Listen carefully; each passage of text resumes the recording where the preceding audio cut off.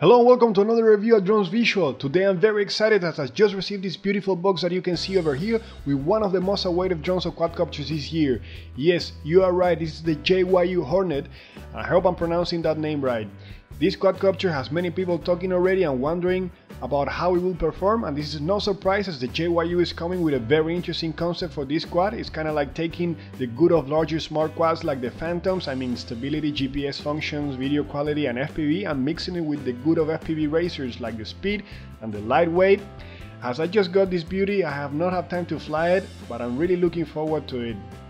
Today what I intend to do is an unboxing, an overview of what we get, and later I will do some more videos showing the flying. And well, regarding the software and the app, I think they're not available yet, but I'll try to get hands on them. Let's now go ahead and open the box and see what we get inside. And surprise, surprise, inside the big box we got two smaller boxes. The first one, just like the photo indicates, contains the quadcopter itself, and the other one under contains the transmitter and a few other items. This box over here contains the transmitter, and I would like to begin by taking a look at this transmitter before moving on to the quad. Let's now open the box, see what we get inside. Very excited moment. I guess many of you know how this feels. There's nothing more exciting as unboxing a new product, especially if it's a quad. Now, I mean, it's not that the quality of the box matters much, but I can tell you that everything is beautifully packed and attention has been put to details. Like here on the cover of the box, we got this really nice velvet material and a message. So all this contributes to give you this sort of feeling of good quality. I hope the product, although it's as good as the quality of the box.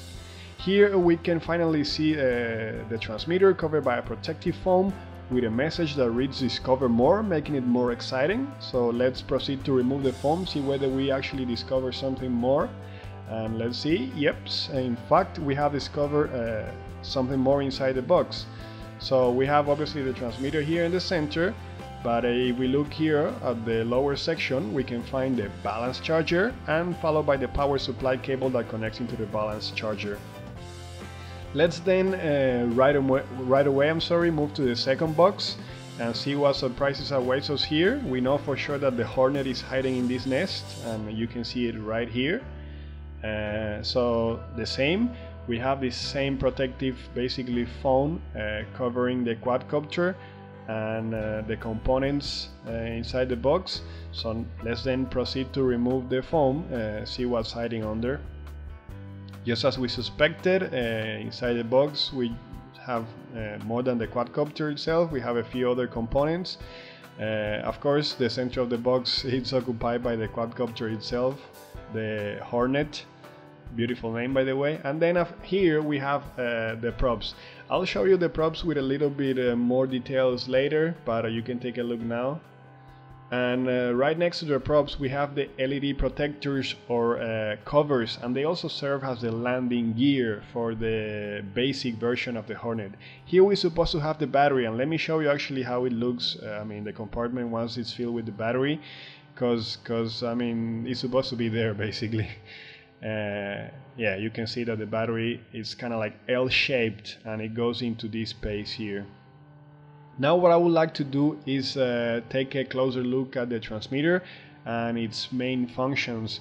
The transmitter looks pretty awesome to me. Seems like top quality, kind of like DJI's transmitters. The finish is impeccable, and again it makes me feel that they took their time to make this. So in terms of first impressions, I believe that most people will be satisfied by the looks and by the apparent build quality of the Hornet's transmitter. This one is mode 2, so we have the throttle on the left side. And I would like here to show you the nicely crafted crowns on the sticks. They look pretty well. And then here we have, of course, pitch control and roll control. Probably most of you have already noticed the antennas on the top. There are two antennas in this transmitter that they relay aircraft control and video signal. As you can see, both antennas can be folded for easy transportation. Now let's start covering the buttons on this transmitter and seeing what they do. First, on the left side we have the button that controls the LEDs or the colors on the LEDs, and it should be really an interesting show to watch this aircraft flying in the evening, as you can change the colors of the light. If we move to the opposite side of the transmitter, we'll see another button. This one allows us to switch between photo and video mode, and you'll get to use this button if you get the version of the Hornet that includes the camera.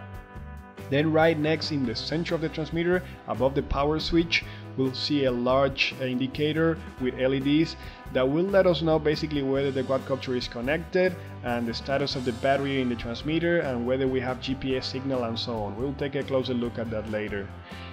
Under we have the eyelet to place the straps that go around your neck, and they seem not to be included with the package.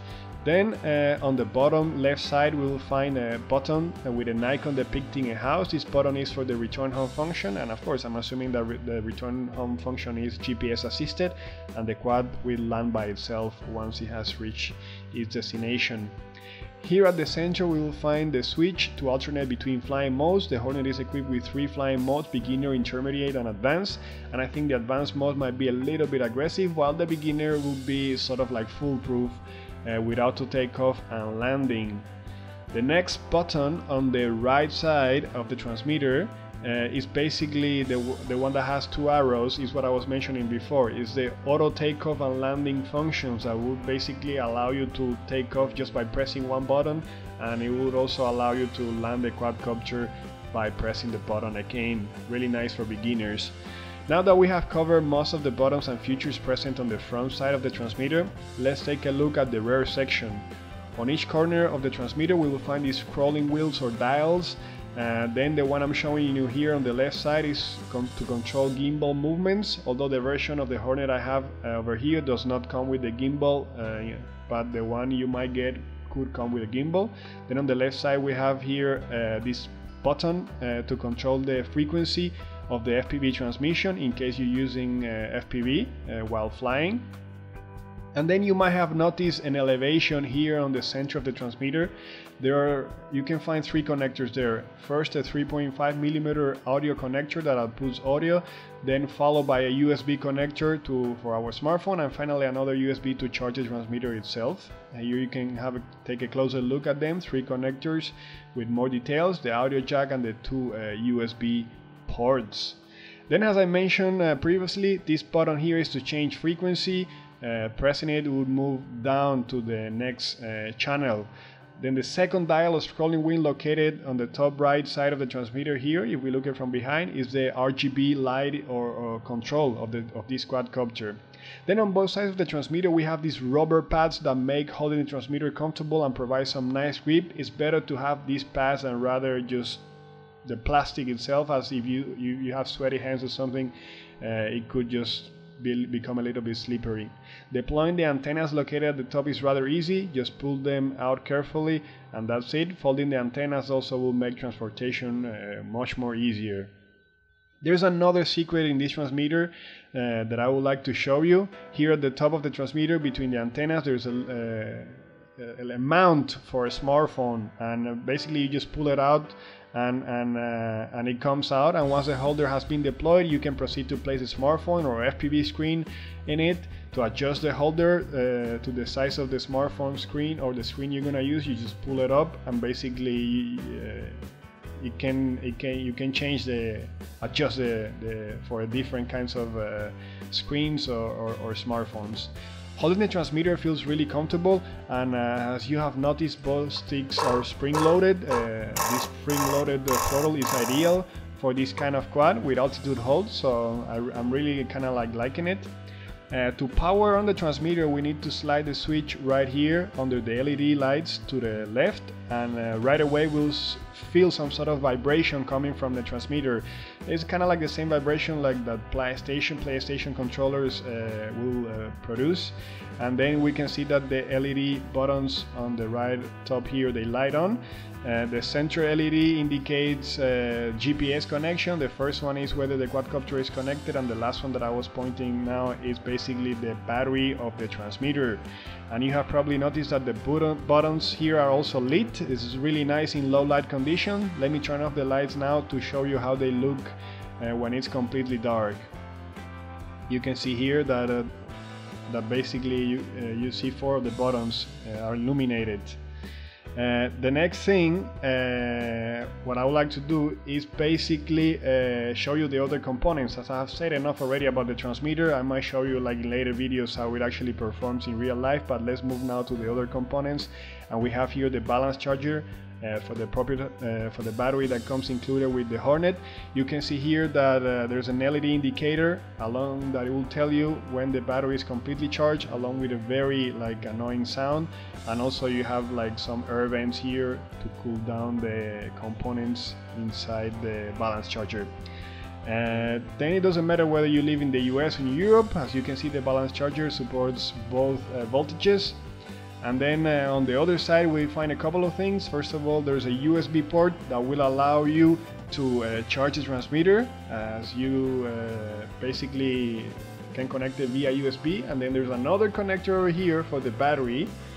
You can see it. Let me zoom a little bit so you can see it better.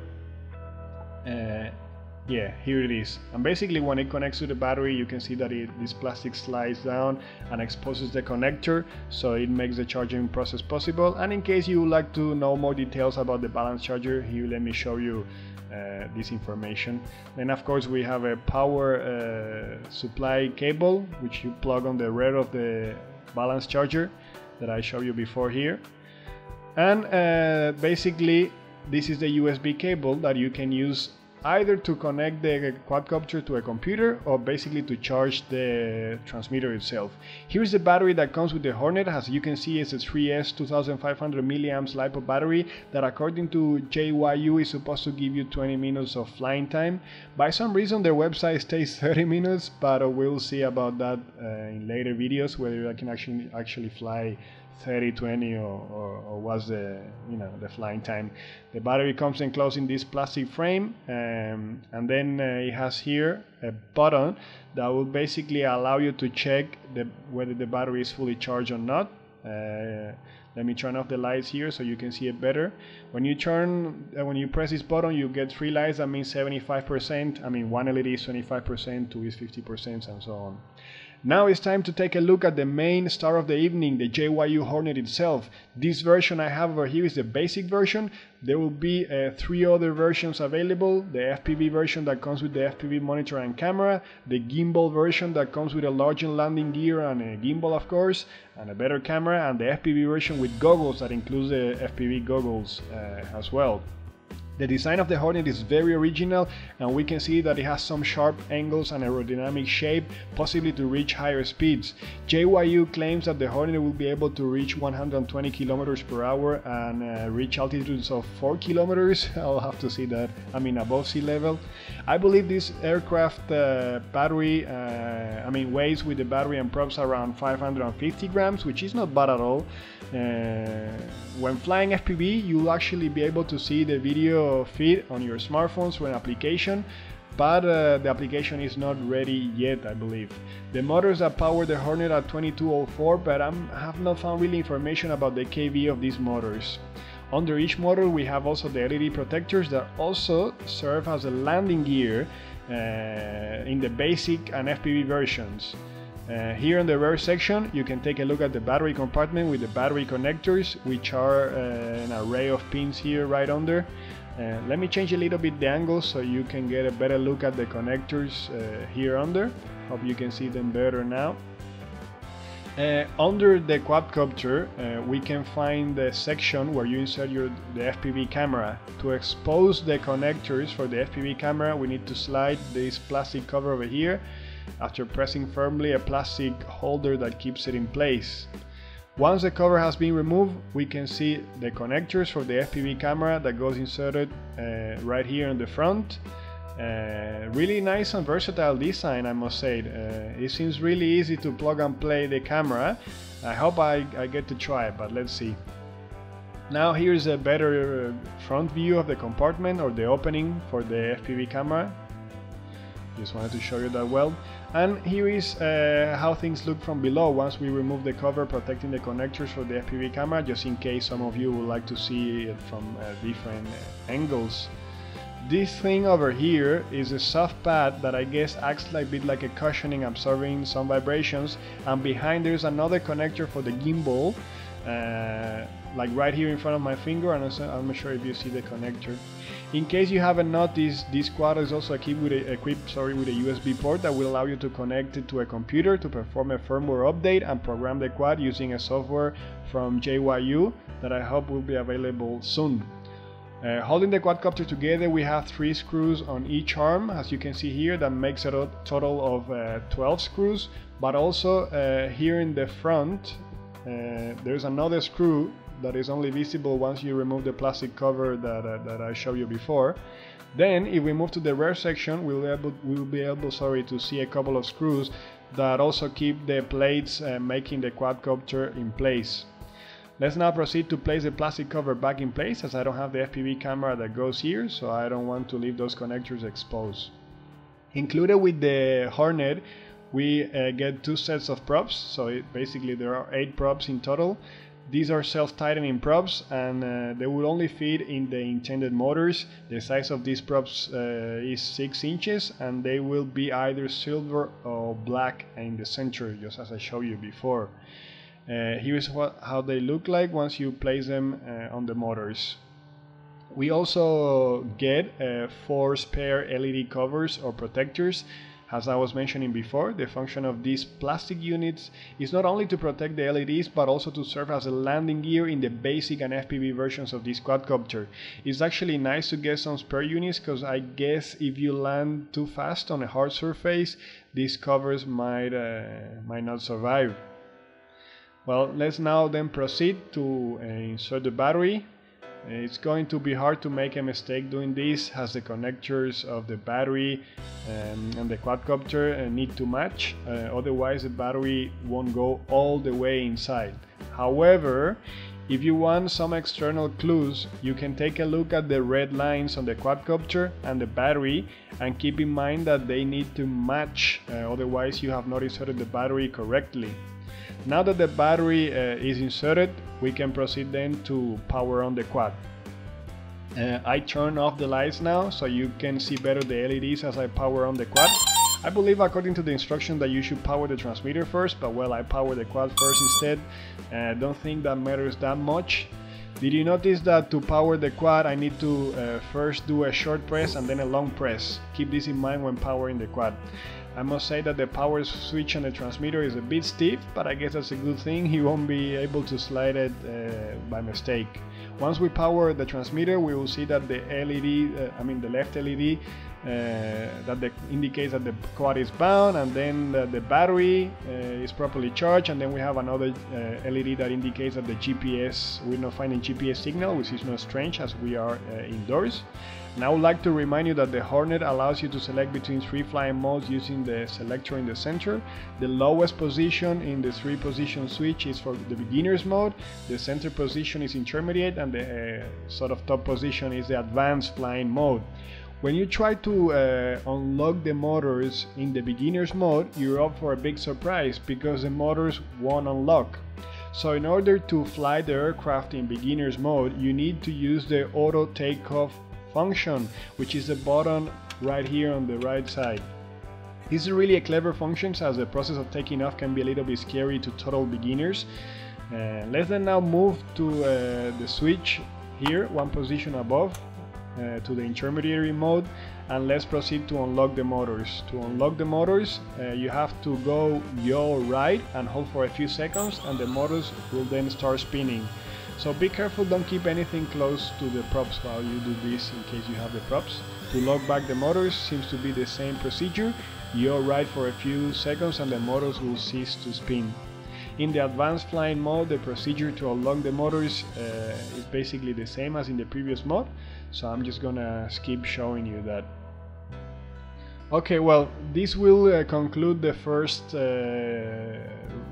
part of my review or unboxing of the JYU Hornet. I have already made it a little bit too long, so in the next video it's my intention to go outside and take the Hornet for a flight.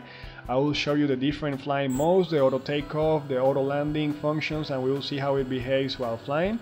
If you have any questions or would like to correct anything that I have said, please feel free to comment below, and I will get to you right away, back to you right away. Please, if you think that this video was useful, like it. and I would really appreciate that. And of course, if you like the topic of drones, quadcopters or RC aircraft and would like to get the latest news and reviews directly from China, do subscribe to my channel. I hope to see you all in my next video.